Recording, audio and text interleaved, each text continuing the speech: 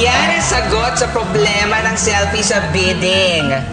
Pwedeng gamitin ni Ping Ping para pumayat. Nauna kami ni Steph.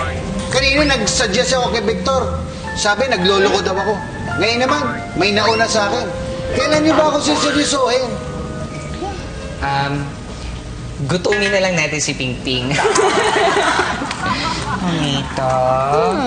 Mamita, kasi nag-bid kami sa homeowners induction ng officers sa village. Malaki-laki kasi yung kikitain ng selfies kapag nagkataon, kaya... Gamitin niyo na sa amin yung orasyon. Sige na, Mamita, please na. Hindi pwede. Daddy Vlad, sa akin mo na lang ipasa. May tutulungan ako eh. Kita mo na, darling. Ginulat mo ako sa paggamit ng orasyon na yun eh. Tapos kinuwento mo pa sa kanila. Darling, kailangan naman nila ng tulong. Tsaka, hindi naman sila tatamaan ng sumpa. Bahala ka kung gusto mo silang tulungan. Talaga? Kasi memoryado ko pa yung orasyon. Mamita, ready na kami ha. Ako magbe-video ng orasyon, tas si Oma naman ang susulat. Nasa dulo na ng dila ko eh. Parang P yung umpisa. P? P as in patay. Kung mahirap yan. Bibo ha, nakakagulo ka. P as in please. Alam ko na. Ping Ping. Yun kasi yung problema ko sa kabila eh.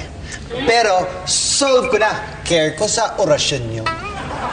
Bibo, huwag ka nang manggatong. Darling, tutulungan mo na kami? Hindi pa rin. Bakit sinaway mo si Bibo? Para lang hindi kayo guluhin, yun lang yun. Naalala ko na. Ay, ito na. Okay. Plenulunyo, det mihi. Okay. Plenulunyo, det mihi. Plenolunyo, det mihi. Yun! Yes! Sana po makapasok ang catering namin sa Homeowners Association. Gandang araw po. Ako po si Dayan, taga Homeowners Association. Yes! Tumalabog na orasyon. Alin muna kayo. Kayo nang bahala kay Miss Dayan, ha? Naku, magyayabang lang ako sa asawa ko, ha? Kayo nang bahala, ha? Opo. Tanggap na naman namin na hindi kami natanggap sa catering. Kayo po talaga ang napili. Kanina pa ako tawag ng tawag. Kasi yung phone ko kasi akala ko hindi kita tatawag ever eh. Ay, naku. Paano yan?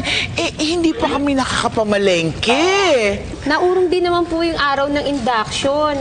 Kasi po, kinapos yung budget namin. Buti na lang po, sinagot ni Mr. Bibo yung kulang. Si Bibo? Opo, hiniling lang po niya na isama mga street kids sa feeding program ng asosasyon. Congrats po! Ano po ako? Sige po! Yes! Nakuha niyo yung kontrata ng dahil kay Bibo. Nang hindi dahil sa orasyon.